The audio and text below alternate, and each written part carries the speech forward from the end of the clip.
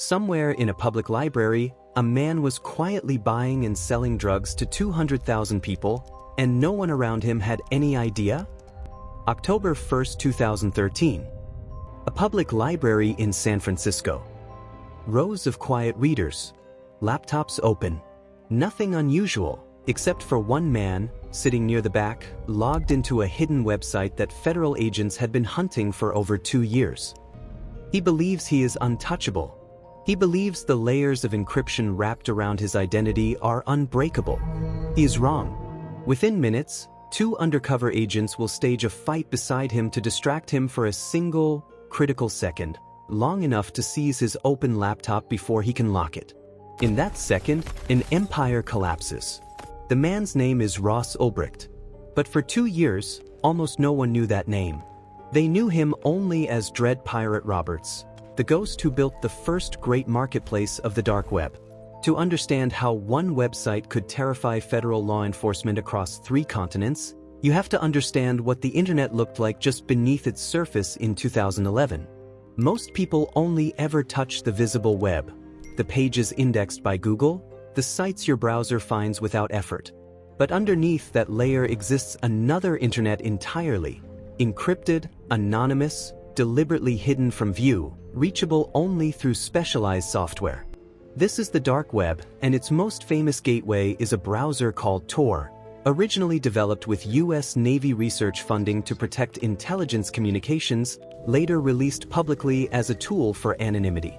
By early 2011, a young libertarian idealist with a physics degree and a philosophy of radical personal freedom decided this hidden layer of the internet could host something no one had built before, an open marketplace, free from government control, where anything could be bought and sold anonymously.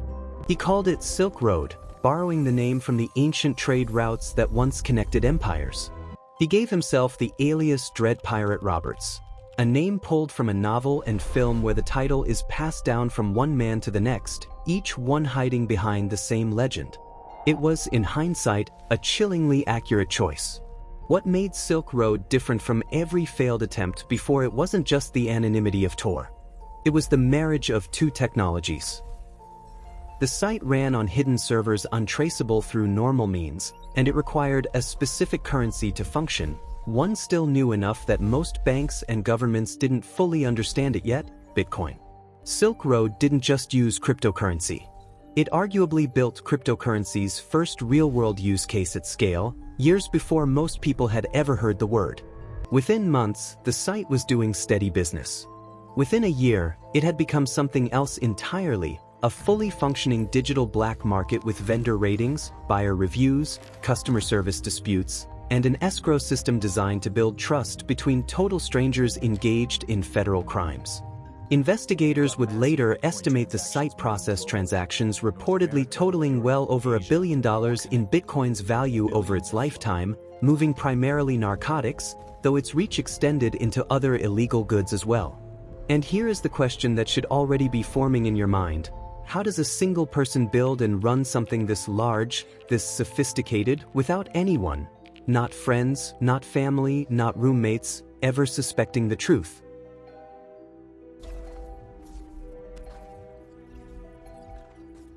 Ross Ulbricht did not look like the man federal prosecutors would later call one of the most prolific drug traffickers of his generation. He grew up in Austin, Texas, studied physics, then pursued a graduate degree in materials science engineering. Friends from that period describe someone thoughtful, idealistic, drawn to libertarian economic theory, the belief that markets function best entirely free of government interference, and that individuals, not institutions, should decide what risks they're allowed to take with their own bodies and their own money. This wasn't a criminal born from greed alone. It was, at least at the outset, an ideology looking for an experiment. Ulbricht would later write, in forum posts investigators recovered, about wanting to create an economic simulation, a space where people could trade freely, insulated from state control.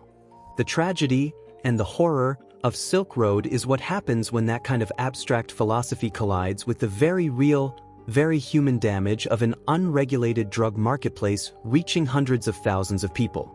Because here's what made Silk Road psychologically effective, and why it grew so fast. It didn't feel like the seedy back-alley drug transactions people imagined. It felt clean, organized, almost respectable.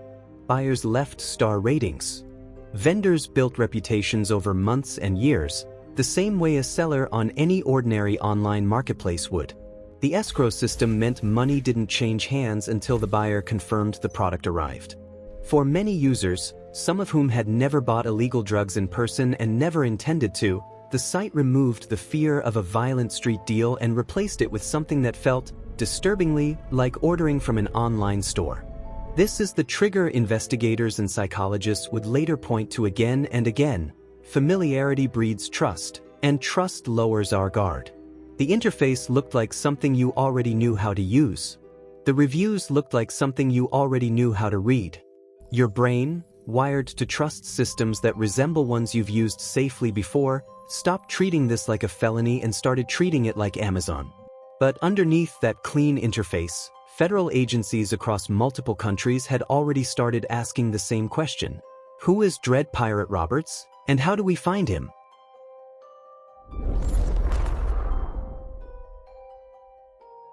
By late 2011 and into 2012, Silk Road had drawn attention from the Drug Enforcement Administration, the FBI, the Department of Homeland Security, and international partners. This wasn't a single task force working in isolation. It was a sprawling, sometimes chaotic, multi-agency pursuit, complicated by the very technology that made the site possible. Tor obscured server locations. Bitcoin obscured financial trails, at least to investigators still learning how blockchain analysis worked. For nearly 2 years, Dread Pirate Roberts stayed a step ahead. Then came the discovery that would eventually crack the case wide open. Not a sophisticated technical exploit, but something far more human. In the site's earliest days, before Ulbricht had fully mastered operational security, he had posted about a new anonymous marketplace called Silk Road on a public online forum, using an account that, investigators later determined, was tied to his real Gmail address. A single early mistake, made before the stakes were fully clear to him, sitting quietly in the digital record for investigators patient enough to dig for it. This is the pattern interrupt worth pausing on. The myth of the perfect anonymous criminal almost never survives contact with reality. Nearly every major dark web takedown in history, Silk Road included, traces back not to some Hollywood-style hacking breakthrough, but to a small, human error made once, early, before the person fully understood how much was at stake. A reused username. A slip in writing style. A forgotten login. The dark web can hide your location. It cannot erase the version of you that existed before you knew you needed to hide. But identifying a suspect and proving it in court were two very different battles. And while investigators built their case in the shadows, something far darker was unfolding inside Silk Road itself. Because Dread Pirate Roberts wasn't just running a marketplace anymore. He believed, at least according to prosecutors, that his empire was under threat from within.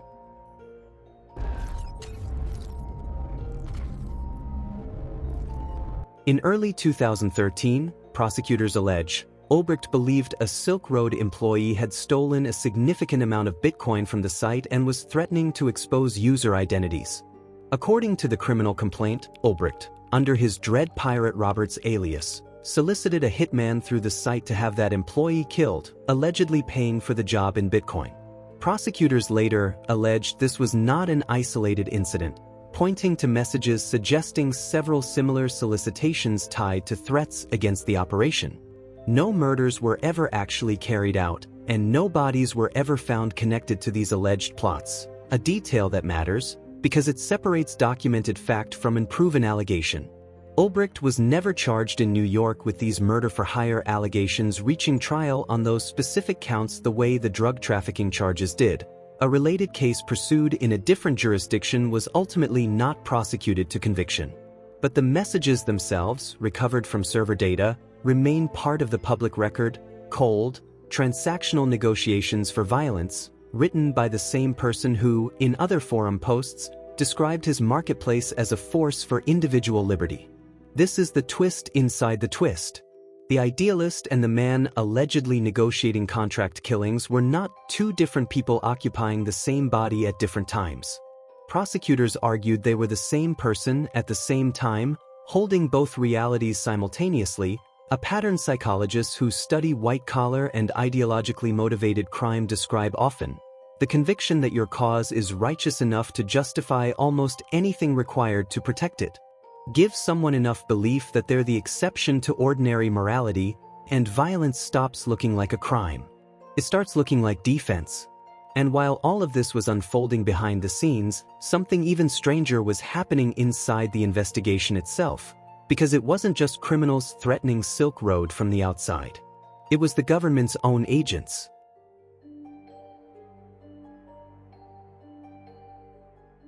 Two federal agents assigned to investigate Silk Road were later charged with crimes committed while working the case. A former DEA agent, Carl Force, was found to have secretly extorted Bitcoin from Ulbricht while posing as a corrupt insider offering him information, using a fabricated persona to establish trust and then diverting stolen funds for personal gain. Separately, a former Secret Service agent, Sean Bridges, was found to have stolen a large amount of Bitcoin directly from Silk Road-related accounts during the investigation, funneling it into his own personal wallets. Both men pleaded guilty and were sentenced to federal prison.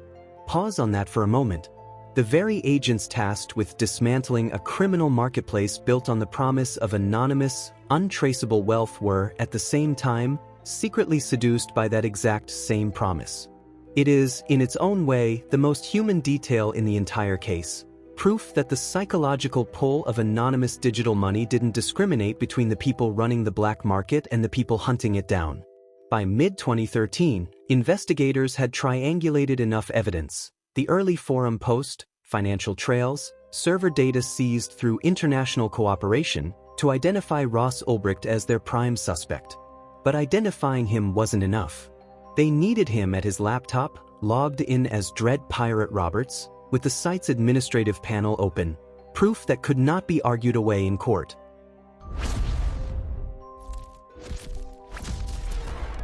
Which brings the story back to that library in San Francisco. October 1, 2013. FBI agents had been watching Ulbricht for weeks, confirming his patterns, waiting for the moment he would be logged into the site's back end in a public space where they could move without giving him time to trigger an encrypted kill switch or destroy evidence. Two agents staged an argument beside him. In the half-second his attention broke, another agent grabbed his open laptop before he could close the lid or lock the screen. On that screen, the live administrative dashboard of Silk Road, logged in as its owner. There was no ambiguity left to argue in court. Ross Ulbricht was arrested on the spot. The site itself was seized. Investigators reported recovering tens of thousands of Bitcoin from wallets connected to Ulbricht and the marketplace, at the time worth tens of millions of dollars, though its value in hindsight, given Bitcoin's later price surges, would have been worth vastly more. Silk Road, which at its peak reportedly served hundreds of thousands of registered users and thousands of vendors, went dark within hours.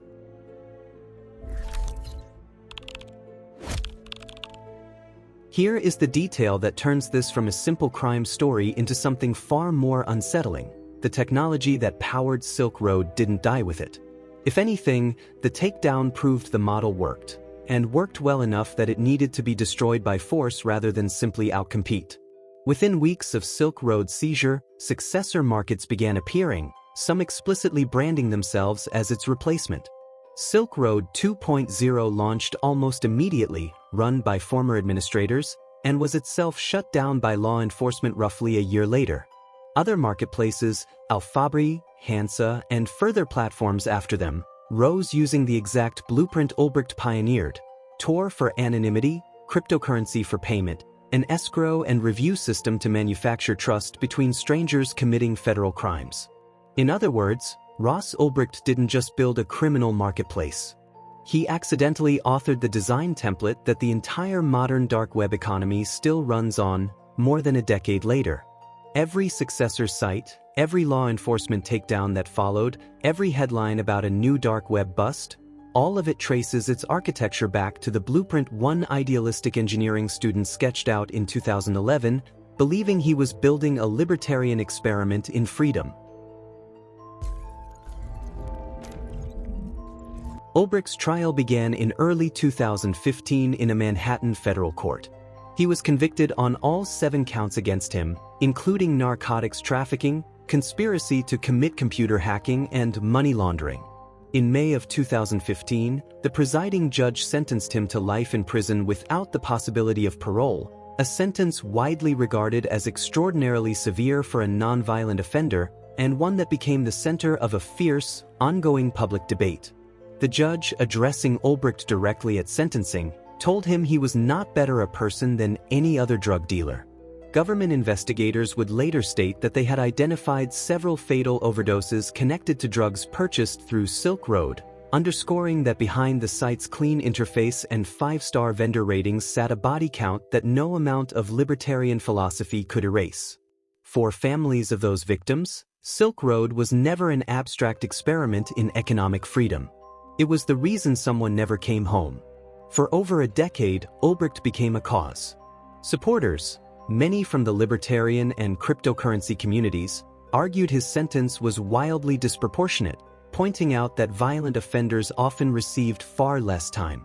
A Free Ross movement grew steadily online, and Ulbricht became, to some, a symbol of government overreach into personal liberty. To others, a symbol of how easily digital anonymity could be weaponized to cause real, irreversible harm to real families. Then, on January 21, 2025, more than 11 years after his arrest, President Donald Trump granted Ross Ulbricht a full and unconditional pardon, fulfilling a pledge he had made to libertarian and cryptocurrency supporters during his campaign. Trump personally called Ulbricht's mother to inform her of the decision, framing it as an honor to the libertarian movement that had supported him. The pardon came after Ulbricht had served more than 11 years of his life sentence. The decision reignited the same divide that had defined the case from the beginning, celebrated by supporters as long overdue justice, condemned by critics, including lawmakers who pointed to the overdose deaths tied to the site, as an alarming reward for a man once labeled a drug kingpin. Consider what actually made Silk Road possible. Not just Tor, not just Bitcoin, it is the trust. The willingness of 200,000 strangers to hand over money to an anonymous username because the interface looked clean, the reviews looked credible, and the system felt, on the surface, no different from any app already sitting on their phone. That same psychological wiring, trust built on familiar design, on star ratings, on the illusion of accountability between strangers, didn't disappear when the servers went dark in 2013. It's the same wiring being tested every time you tap buy on a marketplace app, every time you trust a seller you've never met because of a 5-star rating, every time convenience quietly outpaces caution. Silk Road proved something uncomfortable about human behavior in the digital age. We were never as careful with strangers online as we believed we were. The empire is gone. The psychology that built it is still running, on servers you use every single day.